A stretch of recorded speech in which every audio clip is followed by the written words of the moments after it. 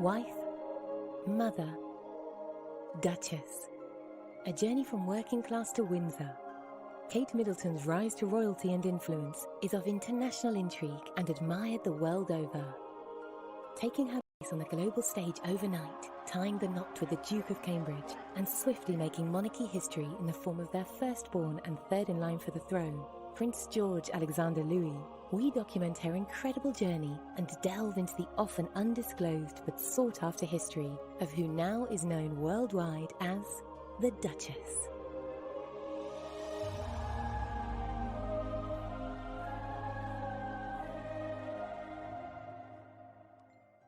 She is probably a good example of one of the best things that the royal family has done for years.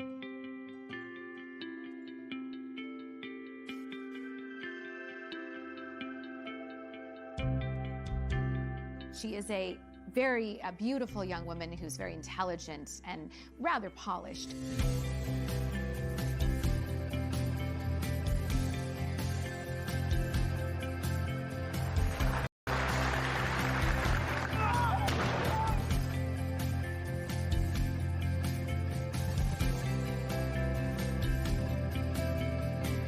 You can say anything you like about the Duchess of Cambridge, but you can't accuse her of not being impeccably well brought up.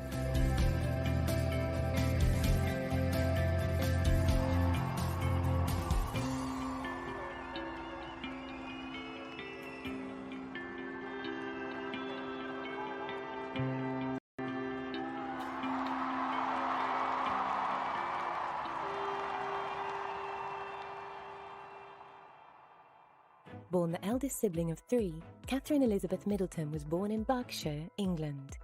Raised by mother and father, Michael and Carol Middleton. Both, of highly different backgrounds, found love was in the air as they incidentally met at Carol's occupation as an air hostess, and Father Michael's job as an international dispatcher. It was on Michael's side that a glimpse into British aristocracy was already prevalent, born into a wealthy family from Leeds, West Yorkshire. And Carol's side, a decidedly working-class group of coal miners and builders. I think the ways the Middletons have been integrated into royal life, so to speak, has been quite seminal and unprecedented. Often girls would marry into the royal family and their in-laws would sort of be ignored or shoved away. The Middletons are hugely interested, a family that's married into the House of Windsor. And what they did is what good parents have always done. They've invested in education. It cost them a lot of money. They sent all of their three children to good schools. In the case of Kate, to Marlborough School, which is one of the top public schools, which means private in British terms, schools, where she did quite well. It was thanks to this success that Kate, sister Pippa, and youngest brother James were set for an interesting, diverse, and financially forward upbringing. Becoming a student at the University of St Andrews in Scotland, it was here that she first became aware of Prince William of Wales, all through the fortune of sharing a dorm room during her time there. The pair shared several classes during their studies and soon became friends. She was popular, she was diligent, she worked hard. She ended up going on to Down House at the age of 13. And she had two pretty miserable terms there. She didn't like it, she was picked on, she wasn't academic enough, and she really felt the pressure there. So I think after two unhappy terms, her parents decided that they would pull her out, and they went to try Marlborough. The mixed school now in Wiltshire. At the university they shared rooms to start with and then shared a cottage with some friends. And as they said, you know, by their own account, they said that they were friends first and then the romance began. And it seems that the royal family were protecting William. It's about William to start with, but then William and Kate when the relationship began, because they did a lot of their early courting in St Andrews at the Queen's estate in Balmoral. Away from prying eyes, lots of privacy, lots of time to develop the relationship. They were friends at St Andrews University before they went on to start going out with each other. Kate at the time counselled William in changing his course. He didn't like what he was studying and she encouraged him not to leave and go back down to London, but to stick with it and do something a little bit different. It wasn't until 2002, after Kate's appearance in an exclusive fashion show fundraiser, that William became more and more intrigued by Miss Middleton, especially the dress that she was wearing that evening. We have a very particular picture of her in that respect. She's quite reserved. But, you know, this is the same girl that when she was trying to pull Prince William, she was wearing a see-through out dress and sashayed down a catwalk. So, you know, that was quite a bold thing to do. So she can't have been shy or backward at coming forward in that respect. So I think we get one impression of her in that respect. When they split up, she went to a bunny girl party, dressed with the ears and everything. So look, there's got to be two sides to her, but at the moment she doesn't really seem to want to put a foot wrong. Does it occur to you that it's somewhat inappropriate for a future Queen of England to have been photographed in? It does, but back then I'm sure she had her reasons for wearing it. We still don't know whether she was put in it or if she chose to wear it, which I like to think she chose to put it on because she thought it might be a bit of a showstopper. It's a part of history. Such a bond together, particularly on his side, was the fact that they had kind of quite different, I mean, very different backgrounds. He obviously had his parents had gone through a divorce, and then he had the tragic death of his mother, whereas she was quite an ordinary girl by all accounts. She lived a quite idyllic life. Her family got on very well. It was all very harmonious, and it was almost like she brought something new to the table for William, and so he found a bit of solace in the fact that she had such a tightly knit family. He really enjoyed going to visit her parents at weekends, and I think that probably gave him something that he didn't have from his own family. After a complex start for the pair, romance was in bloom. The relationship was held closely undercover, mostly due to the prince's extreme distrust of the press. However, a slipping, cautious approach led to Kate being caught by paparazzi while on a royal family ski trip, leading to an immediate response and their relationship being the subject of intense scrutiny, prejudice and tabloid attention. Rumours spread that Middleton was certainly more than a close friend, and some tabloids led the headlines, suggesting she was being groomed for a potential position of royalty. What you have with William is a guy who has learnt lessons, and there's really nothing any of those grey-suited men from Clarence House could genuinely tell William that he doesn't already know about the press. And he understands the media. He understands that as a royal you're never going to be elected, but that doesn't mean that public opinion isn't incredibly important to you and your longevity. And William, I think, really understands that. He gets it. He is very, very open and willing to forge relationships with the press. But he wants it on his terms, and he does not want a repeat of what we saw with Princess Diana. At all times, they were highly discreet. They were almost never seen together. They were, even with their friends, they didn't allow any gossip to start. People speculated, but there was nothing definite which proved that they were an item. And I think the fact that she was discreet and that she wasn't blabbering on about her love or her regard for Prince William, I think that stood her in good stead. I think everyone was terribly nervous, not least William and Kate. I mean, it was the first time they had met the British media. I'd seen them at nightclubs before. I'd spent my time, watching them at polo matches and charting this amazing relationship. But the first time really to actually sit down and talk with them, I remember Kate being very nervous, but incredibly sweet and kind, and interested in what we were doing and how we were offering the story.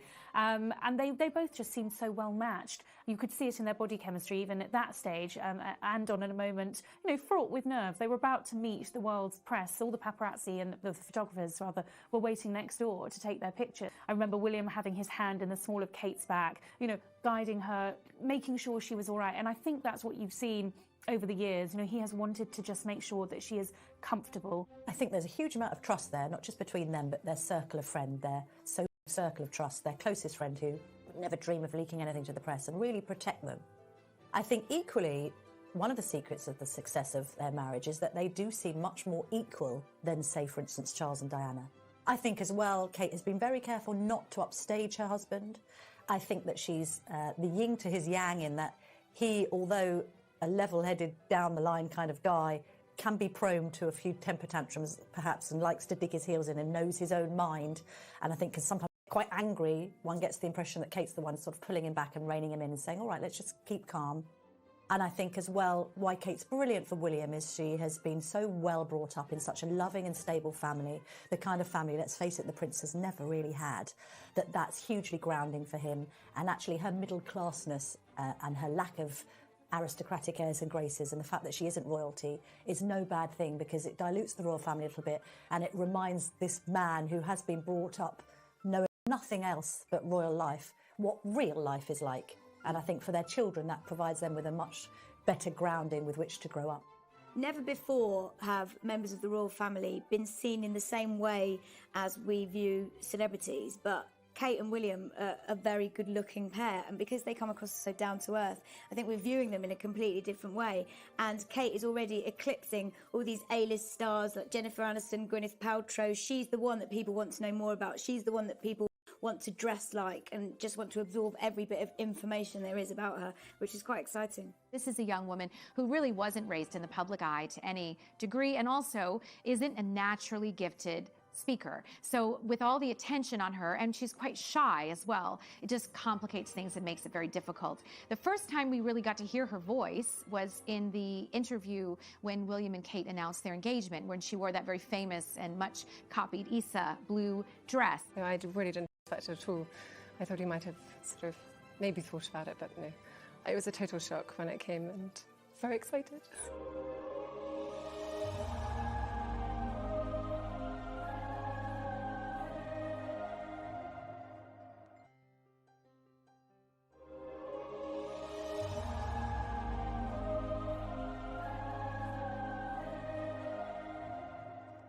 William a couple of times kind of answered the question for her that she asked, or corrected something, and was obviously very protective of her. She was not comfortable, very clearly, speaking on camera. And then, of course, we saw her. Thank you for not only accepting me as your patron, but thank you also for inviting me here today. You have all made me feel so welcome, and I feel hugely honoured to be here to see this wonderful centre. I'm only sorry that William can't be here today. It's very difficult, I think, for anybody who's come from the outside of the royal family to a full-on public figure to be brilliant at public speaking straight away. Prince Harry seems to have got it almost instantly. He's an excellent orator, and he does it with natural charm and fun and a degree of wit. I think that there's no doubt that Kate was very nervous when she started her role as a Duchess and speaking publicly. In her role as the patron of the East Anglian Hospice, she had to make a public speech. I thought she did very well, but it was a little stilted, a little disjointed. I think she would probably admit that she was more than a little bit nervous when she had to make it. But in time, I think she's improved. She's undoubtedly had some help, I would think, from external advisors. I mean, Princess Diana herself used Peter Settleton to help train her in public speaking. In fact, she used to have marbles put in her mouth to help her speak more clearly. I don't know if Kate's gone to that extreme, but she certainly has improved. She's certainly more confident. And from the time I saw her when she delivered her first speech to the one she delivered in Singapore, she was much improved. The couple's official engagement was announced in November 2010 during a vacation to Kenya, where William presented Kate with his mother's engagement ring. William's decision to give Kate his mother's engagement ring, for outside observers, we might look at that and say, that wasn't a great marriage, really, on the grand scheme of things. I think what it means for William has a far more intimate meaning. Prince William will rarely ever talk about his mother publicly. He will very, very rarely do anything to kind of draw comparisons with him and his mother. And certainly he hates the thought that Kate might be seen as the new Princess Diana. But his decision to give her his mother's engagement ring, I thought, was very significant, because it sort of showed that William wanted his mother on his big day to be right there at the very heart of what was going on. And actually it was quite, in a non-sort of soppy way, I thought it was quite touching. And the ring gives us all permission to look again at this union, particularly because Charles and Diana's marriage went so bad and began, we now know, on such rocky foundations. It may be that we're imagining it, we're just hopeful and optimistic, but it looks like this one is different. It looks like this one is very much, people would have inevitably made those comparisons privately. I felt on the day when it was obvious that was the ring he'd given her, I felt that was his way of taking control of that narrative and taking control of that story. That's what I think it was. William and Kate, to me, are about the future. I don't like to look back and compare her to Diana, because she is her own woman, and William and Kate, I think, have their own idea of what they want to do. The couple then announced plans to live in North Wales, where Prince William was stationed with the Royal Air Force after their marriage. Well, actually, William has got a kind of cake-and-eat-it scenario because he's gone and retrained as an air ambulance pilot, which means he can remain flying, which is his first love. It also means he can have a career aside from the royal family, and it's in a perfect arena, of course, because he's going out and helping to save lives. Well, before I started Search and Rescue, I had a little brief introduction to it, and it was immediate to me. I spent 3 hours flying with the guys, and it was totally apparent to me straight away how important the job is, and the skills the guys employ, the flying aspects, the general airmanship you need to have around you, and all the wits you need to survive the weather and whatever sort of situation you're thrown into. It definitely is advanced flying, and it's rewarding, so it put the two together, and it's a fantastic job. I think it's important that he has that time where he feels he's doing a proper job, as well as the time when they spend together when they are working together as members of the royal family. No, it's pretty rich coming from a ginger, so I'm quite happy to get that on the spot. Peter's a good-looking ginger, it's all right. Peter's both. After the official announcement of the pair's engagement, it was 6 months after, on April the 29th, 2011, that the marriage was to commence. The marriage, the ceremony, the wedding, just actually puts a seal on what everybody has been aware of for a long, long time. As Prince Charles said when he was asked about the engagement on the day it was announced, well, he said they'd been practicing long enough. So maybe we just ask your reaction to the wedding, please, sir? Yeah, obviously thrilled, thank you very much. Practicing for long enough. So it's been very important for the royal family this time around to make it clear that they're not trying to push the idea of some sort of fairy tale wedding. This is about a wedding between two ordinary people who love each other. And so they wanted to really pare down all of that frivolity. So the dress was much more simple. For example, Kate arrived at the cathedral in a car rather than a coach. And so there were a whole load of subtle differences throughout the day to make that very, very clear. Closer eyes were on the dress that Kate was due to wear, designed by Sarah Burton, a fact that remained a secret until that day. In terms of style, Kate Middleton is very serene. She's not someone who would wear anything particularly outrageous, apart from the see-through dress she modelled in her catwalk show at university, which has appeared in every single paper ever since those two got. Kind of style that a lot of women actually feel that they could replicate because it's nothing too complicated and fussy. Yes, she's very tall and slim, so she can carry a lot more off than perhaps everyone can, but she's just very, very well groomed. She seems to know exactly the kind of thing she likes. She always wears kind of your wraparound style dresses that are just down to the knee. And she's now this real figurehead for style in all sorts of magazines. My magazine's writing about her all the time. So it's her dresses and particularly her hair and how you get it so glossy. I think Kate Middleton has enough courage and individuality to choose from all over the world who she wants as her designer.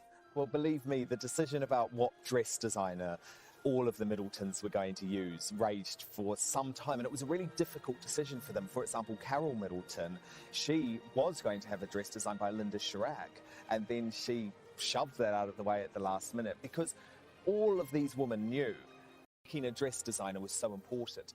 Tying the knot at Westminster Abbey in London, all eyes were on the most important royal wedding since that of Charles and Diana. This is when the British come into their own. We have all the equipment, we have the household cavalry, we have the wonderful carriages, we have those ancient Rolls Royces, and there's a great spirit here. A spirit I think you could say was evocative of 1981 and the wedding of Prince William's parents, Charles and Diana. There's a real enthusiasm for it. What my opinion of the dress was that it was youthfully regal.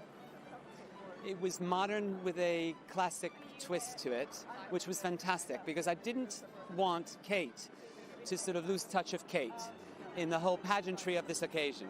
And I think Sarah Burton for Alexander McQueen did a sublime job. I think the lace was so effortlessly executed. It was almost as if she had like a white tattoo all the way down her arm. The fine buttons, and then you saw that quintessential McQueen detail on the ruff of the spine. I thought the skirt was just enough skirt for a venue like the Abbey. I think, to have something slimmer with a long train, she might not have filled that space with the sort of ease as she did with this dress. But I thought she looked very, very beautiful, very exquisite, seriously polished. Royal sources tell me that the royals indicated very strongly to Kate that they would prefer her to wear her hair up for this very special occasion. However, Kate had her heart set on wearing her hair down with long flowing curls, which is her favorite way to wear it, and actually William's favorite as well. They ended up compromising on her look. She had kind of a half up, half down. So from the front, she had an updo. From the back, she had the long flowing curls she wanted.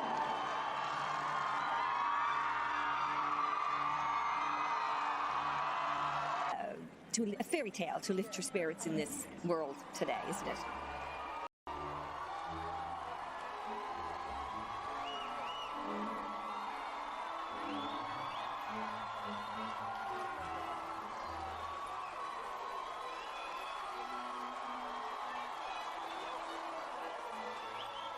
Prince William looked fantastic in that sort of royals and blue red uniform, very unusual, matched the red of that carpet that went up the centre of Westminster Abbey.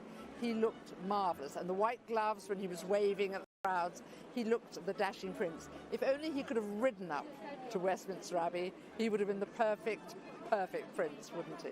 William and Harry, when they came out, I mean, it was all about metallics, wasn't it? I mean, especially with Harry, with the gold braiding and frogging. I thought William's choice of the red was fantastic. I mean, Kate's heart must have gone pitter-patter completely when she saw her prince standing there. And I caught that glimpse of Harry when he took a sideward glance at seeing Kate while William turned the other way, and he said to his brother, "She's beautiful." And that was really, really charming between the two boys. And it was very important to Kate that William be surprised when he saw her. And he certainly seemed to be even getting a touch emotional when he turned and finally looked and saw his bride. Of course, Harry at his side was peeking the whole time and even was overheard saying to William, "She's here, she's here." It was a very exciting moment, very romantic moment.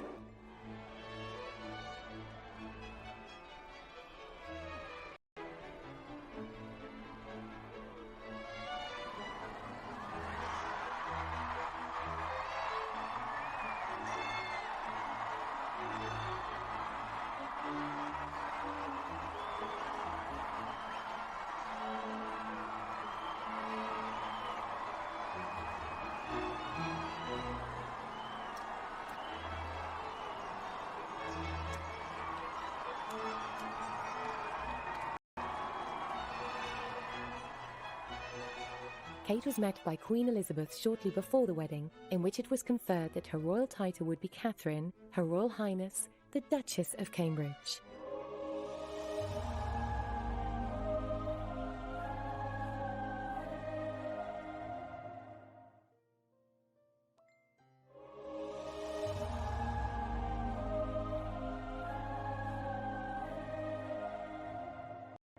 From the beginning, Kate Middleton had a great deal of support from the royal family, which was really instructed by the Queen, to make sure that she knew as much as she could possibly know in what to do in every situation, bearing in mind, of course, she didn't really grow up in this world. There were things like learning how to get out of a carriage without exposing your modesty, and things like that that you would never think you would have to learn, but of course a woman in her position would certainly need to know how to weigh down the hem of your dress to make sure it doesn't blow in the wind. There were all kinds of small details, little bits of etiquette, how to sit, who to curtsy to, who not to curtsy to, what fork to use, whatever else, that they felt she needed to know. She was actually given lessons on how to be a royal wife. Kate hopefully stepping up a little bit more and taking on more responsibilities in her own royal role and growing in confidence into her royal role. It is still early days, but I think there's a sense that we want her to perhaps reach out a little bit further than she has done.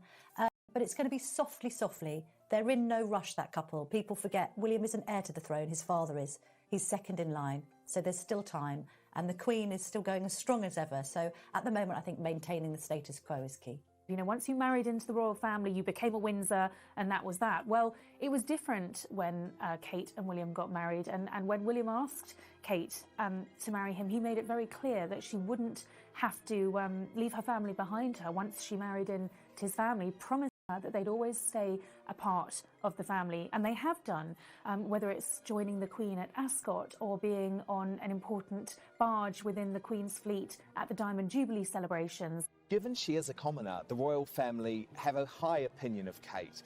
Prince Charles in particular was close to her from the early days. Camilla has obviously become involved. Camilla Parker Bowles, now Prince Charles's wife, has become involved and even took her to lunch quite publicly before the wedding as a real show that she's accepted Kate into the fold. The Queen and Prince Philip haven't met her as many times, but you wouldn't expect them to because they are still much more formal and ceremonial in terms of how they live their life. But they did, just the week before the wedding, manage to meet Kate's parents, which was quite significant too.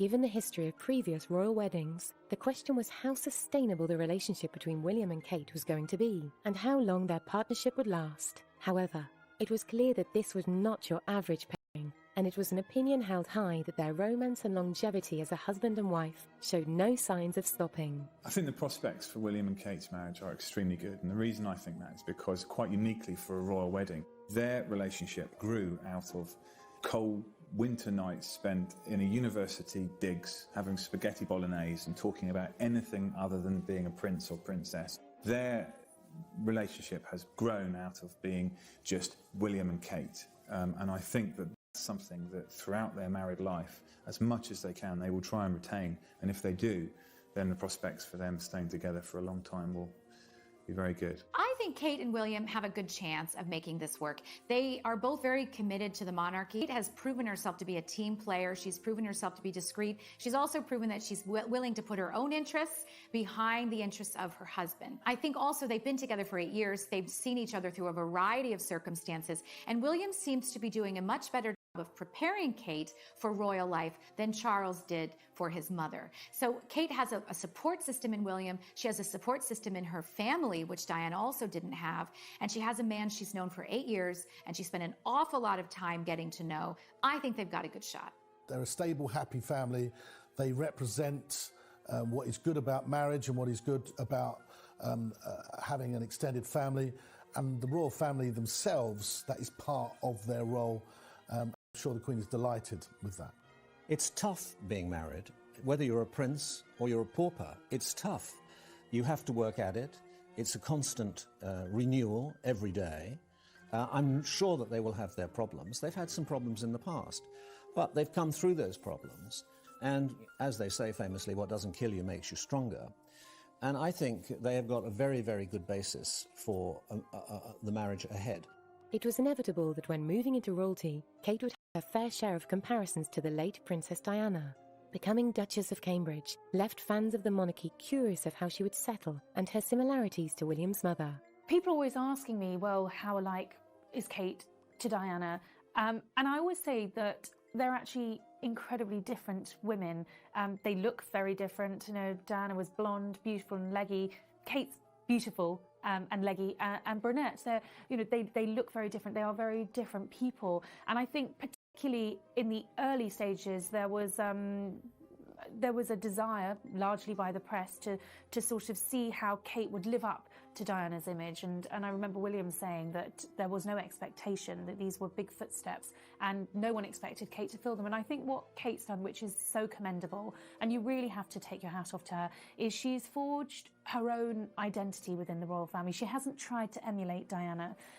You know, she's a style icon, but I'd say she's quite a reluctant style icon. She's wanting to put her stamp in other areas. Within the comparison, there are huge differences. She's 10 years older than the Princess of Wales was when she married Prince Charles. She's more educated. She's more experienced. She comes from a very stable family in which she's clearly very happy. Diana didn't have those things, did she? She had huge charisma, huge inspirational things that she did, and she had massive natural ability with people. You know, we've all seen it, we all know it. It's well documented and accepted. But Kate Middleton looks to be a different creature. And I think she'll just show that herself. And you couldn't try and measure yourself against Diana because she was a really seen as an icon like Princess Diana was. And I think that's because Diana was had frailties and faults as well. Kate hasn't really put those out there. She's almost too good to be true sometimes. And I think a lot of younger people find the overwhelming privilege that she has, and the fact that she maybe stuck around too long to marry Prince William, as both seeing a little bit against her. And I think were Diana here, I think she would approve of Kate Middleton. She might feel like some mothers do, oh dear, I don't want to lose my son to any woman, you know. But I think she would approve. She would see in Kate Middleton some admirable qualities, and she'd feel that her son would be safe with her. I'm sure of that. I think she would approve of it immensely. I think it's really important that she doesn't look anything like her. I was thinking that the other day. Looking at the engagement pictures, she's a beautiful woman. She's developed a style that's very classic.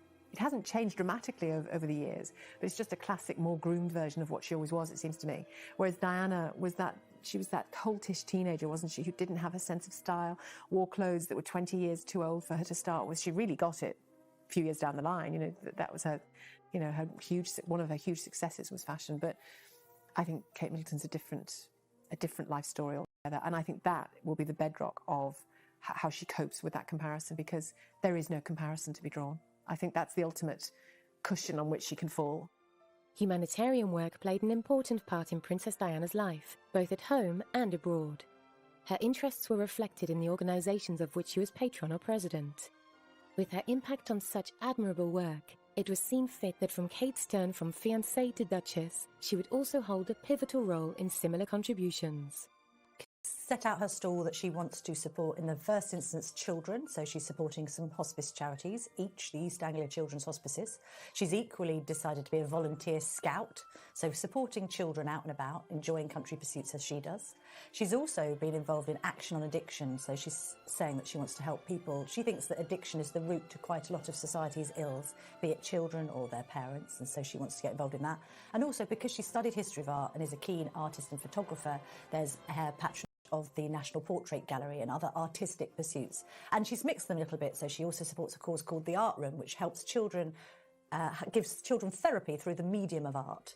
And actually, she's been ahead of the curve on most of the choices that she's made. She's put children's hospices on the map, and she's also done a huge amount of good for mental health. It's another cause that she's very much behind. So she will know how important she is as a patron to those charities, to put them in that international spotlight, and she won't want to spend too long away from them.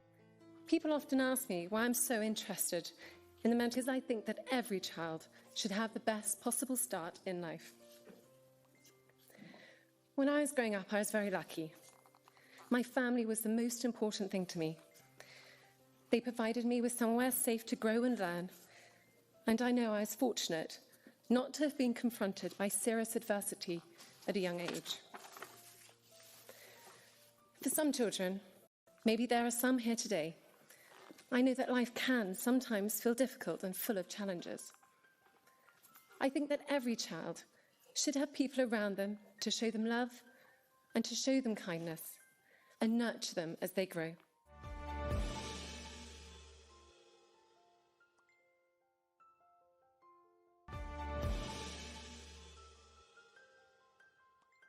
The challenge that so many people have is not knowing how to take that first step of reaching out to another person for help, admitting that they're not coping.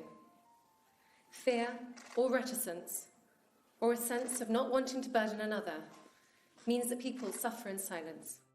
The importance of support for these charities is no more prevalent than the work that Prince Harry has accumulated over the years. The conservation of wildlife, promoting sport amongst the young, and healthcare across all nations. Kate has had to put in a great deal of work to do the same. However, this is no competition, as Kate and Harry have a long history together, of which she has gained support, been able to confide in, and most of all, a friendship. Well, Harry and Kate have a very warm, affectionate relationship. You know, Harry grew up without a sister and without a mother to a great degree, and Kate gives him a feminine perspective and a feminine touch that he really was lacking, I think, growing up. And it's really nice for him to have that kind of family member. One thing I've noticed ever since Kate was on the scene is the closeness and the fun between them with her and Harry. I remember even the Garter ceremony in Windsor, where Prince William was all dressed up in the fine robes of the 12th century Garter order, and you could see William looking all very serious, but also Kate and Harry were in the audience, and he was just digging her and joking and making fun of his brother. And I'm sure that happens quite a lot, because he is a joker, he is fun, and it's quite a good relationship, I think, for her to have Harry as a brother-in-law. Prince Harry is somebody that's this lovable rogue. The British press can't get enough of him because he's this real naughty character, and you've never known a member of the royal family to behave like him. He's the one you can always rely on for making the biggest gaffes possible. He'll turn up to a party in a Nazi uniform, completely unthinking about what he's doing. He'll go to lap dancing clubs. He's always seen stumbling out of nightclubs looking very squiffy-eyed. You can guarantee he's the one that's probably the last person standing, the last person to have the drink. And I think Prince William is the heir and Prince Harry is the spare. Friendships within the royal family and charity contributions aside, the question on the lips of the nation after William and Kate tied the knot was how long it would be until the world would see a royal baby. For some, it was an agonising wait, until an official announcement in December of 2012 that the Duchess was pregnant. Obviously, there'd been an awful lot of anticipation as when Kate was going to announce that she was pregnant. I mean, in fact, I think the announcement was suggested for about 6 months beforehand. Everyone was writing in the papers that she was pregnant. The palace had put out the official announcement as she was en route to the hospital because she'd had problems with the pregnancy, and it was felt that William and Kate didn't want to even tell the Queen or Prince Charles that she was pregnant until they were absolutely certain everything was okay. The birth announcement for Prince George did not go according to plan. Kate was forced to announce prior to being 12 weeks pregnant that she was in fact expecting because she was hospitalized for very, very severe morning sickness. You know, William and Kate had talked at length about how they wanted to make this announcement to the world, and it certainly wasn't going to be this way and at that stage in the pregnancy. Most celebrities, particularly royals, wait until that first trimester is finished before they make any happy announcements. But because Kate was taken very suddenly to the hospital because of her severe morning sickness condition, the palace was forced to issue a statement as to why she was there, and the news of the pregnancy was leaked. Well, back in 2013, there was huge celebration over the birth of Prince George. I remember broadcasting for numerous international networks outside Buckingham Palace. Of course, it was the great Kate wait. I mean, we didn't know when this little baby was coming along, but when it was announced that the Duchess had gone into labour, I mean, there was no space in that press pen, I can tell you. We were all very, very squashed together. When news broke of Kate actually having given birth, I think at 8:34 in the morning on that Saturday, the press obviously instantly started speculating, well, will she leave today? And thinking as a mother, I thought, yeah, she definitely will, because you don't necessarily want to hang around hospitals too long, even if they are the Lindo wing and private and offering all frills. People were sort of looking at their watches thinking, can she do this? Can she have a baby by breakfast and be home at Kensington Palace for tea? And when we got wind of the fact that Kate's hairdresser had gone into the building, we knew, oh, hang on, you know, she's going to make an appearance. And in vintage Duchess of Cambridge style, she turns out in high heels and looking effortlessly elegant, even though she's given birth just hours earlier, which is a testament to her and how she's able to cope. Not only, I think, in the limelight, but just in this, with this pressure of having to present herself in a certain light. And I think, you know, hats off to her. Whether you love or loathe monarchy, any mother out there will say that it was a pretty good effort to look so good. There was excitement the royal wedding day when William and Kate got married. Everyone was universally happy. Everyone was constantly checking the news feeds on their phone and on the television in order to see, waiting for William and Kate to come out from the hospital for the first time, holding the new baby prince. I have several friends actually with news organizations who were standing outside the hospital that day, waiting hours after hour for William and Kate to come out. And actually, they came out quite a bit later than expected because typical William and Kate's strategy fashion, they were greeting and thanking every single member of staff at the hospital personally for the very smooth birth. They wanted to make sure they thanked everyone from the cleaner to the midwife to the surgeon to say thank you very much. So they did actually take a long time to emerge. When they did, Kate was roundly praised in the press for her choice of dress.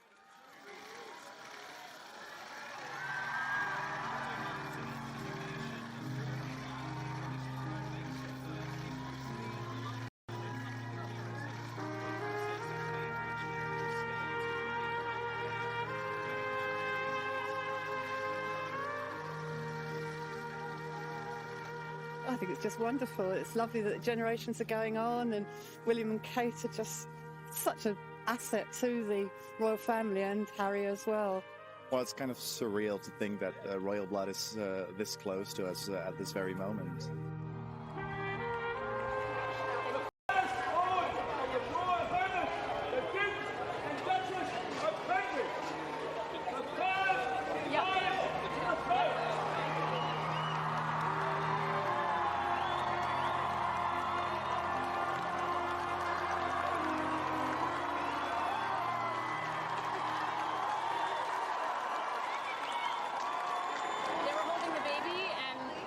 So beautiful and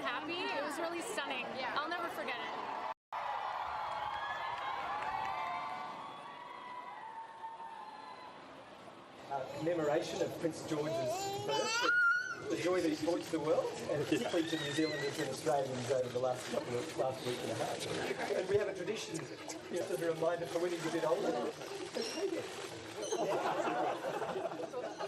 He does love it, honestly. With the arrival and reveal of Prince George, the royal reaction was that of warmth and confidence in both William and Kate, unearthing a new chapter of their legacy. It was not forgotten that one particular member of the family was now an uncle. He's great with kids, Harry. I mean, you only have to see him when he's out in Africa, as I've done with the kids at the Centre Bali refugees, and he's fantastic. He's fun. He's a big kid himself, I think he says it himself. And that, when you like, he's got to find the right girl first, I would have thought. But the fact is, he's very, very good with young people, and as an uncle, he'll be the best uncle because he'll be all the fun. I'm sure he'll be taking George to the fun fairs and taking him out as much as he can. I think we get an impression of Harry as being all fun and not very serious. The truth is, Harry is quite a deep-thinking guy. He's a nice person, and I think that with this birth of Prince George, it's probably made him feel a little bit broody, and maybe when he finds the right girl, it won't be long before he's a dad too. Prince Harry probably has the most fun with Prince George out of the entire family, because with Harry, he can be as cheeky and as silly and as wild as he wants to be with this little baby, and he has a great time with him. You know, one of Harry's best qualities is his childishness and his kind of open personality and just finding fun in everything.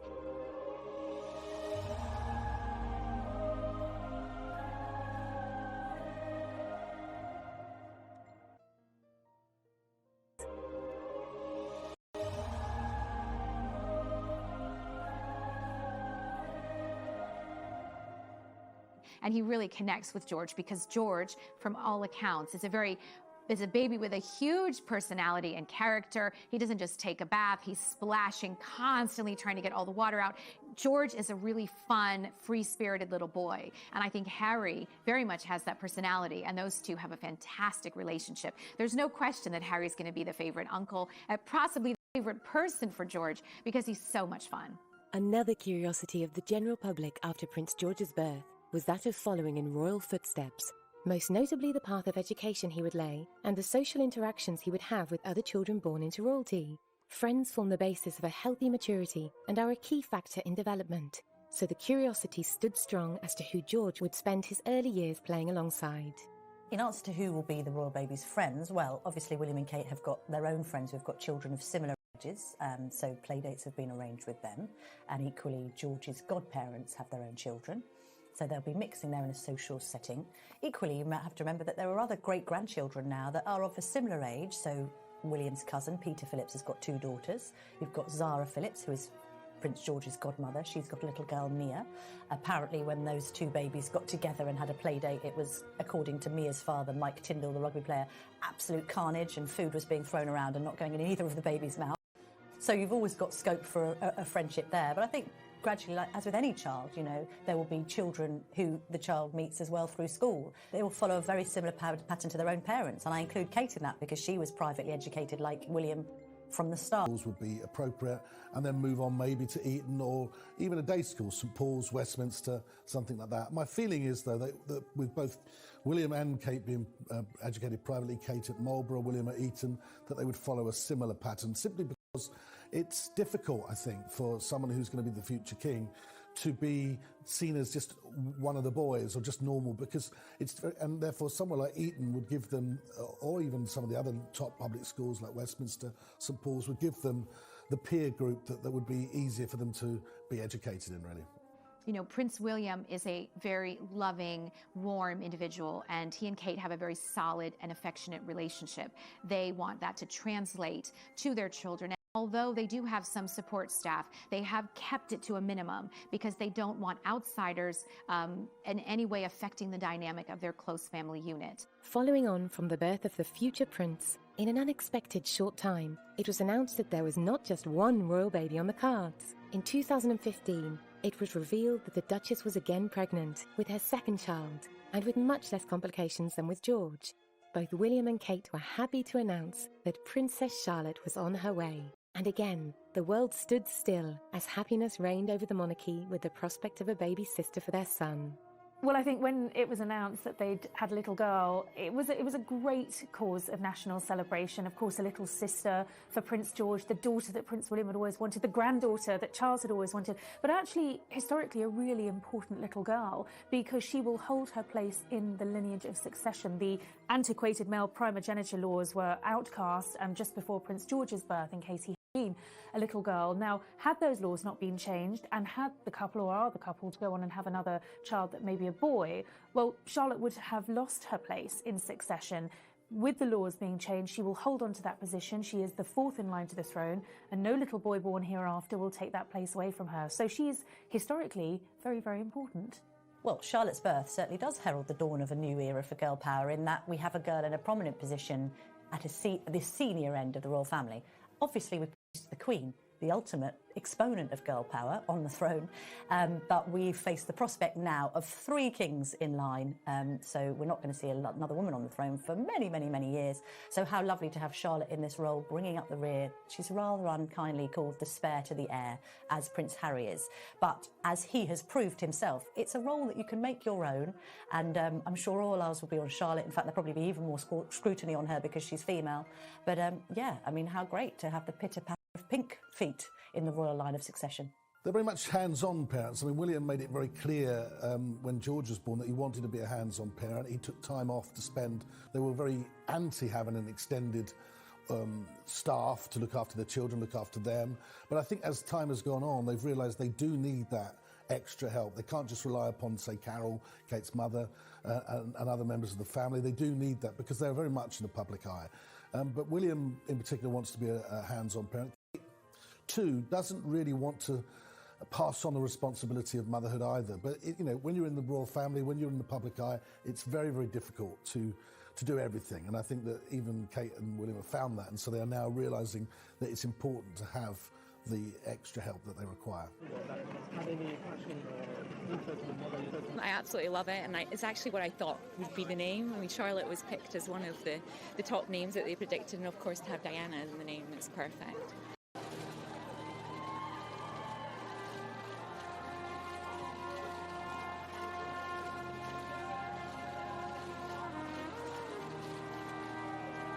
William's got the princess he always wanted. Diana wanted a princess in the family. If she's got her wish, he's got his, and Diana's been remembered in the process. So it really completes it. They've ticked all the boxes. And the other thing about Charlotte is it's the female of Charles. So they've really done everything.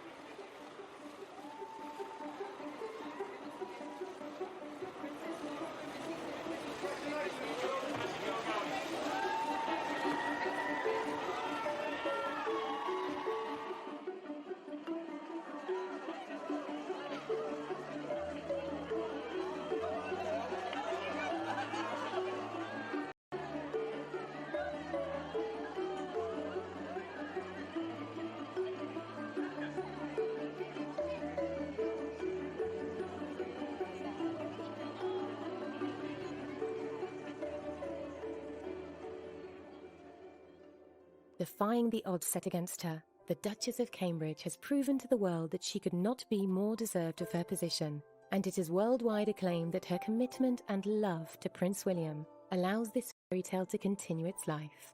The shock of Princess Diana's death and tumultuous time when married to Prince Charles is now seen as merely a shadow in the future of the royal family. Gone, but not forgotten, it has always been clear that Prince William found something in Kate that we had all hoped for. A new sense of motherly love. You have to remember that as much as Princess Diana is famous for her warmth and just closeness to her boys, they very much did not have a secure, stable, warm family environment growing up. Their parents were divorced. There was very acrimony. There really wasn't a kind of a happy family for either of those boys. And seeing it in the Middleton family has made a fantastically huge impact on William, and it is precisely the kind of dynamic that he wants to bring into his own family life. Kate has made William so happy. She'd be competition in the glamour stakes. You know, Diana was an incredibly beautiful woman. She loved her couture. She loved to wear clothes as a fashion and power statement. But I guess she'd probably be taking Kate shopping, and I think they would have probably had a great friendship. But most importantly, she'd have loved Kate because Kate has given William what he always wanted, a wife to love and a beautiful family and great happiness.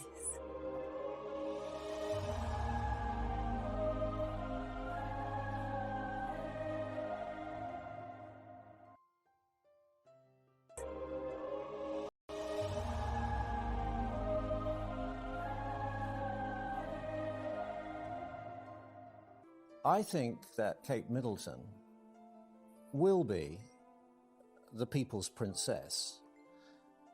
She won't be condescending to the ordinary people. She will be her own self. But I think there'll be a lot of people who can identify with her and her background and where she's come from. And particularly as she succeeds in the job, I think they will warm to her.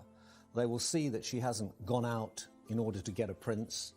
They'll see that it's been a mutually arrived at relationship.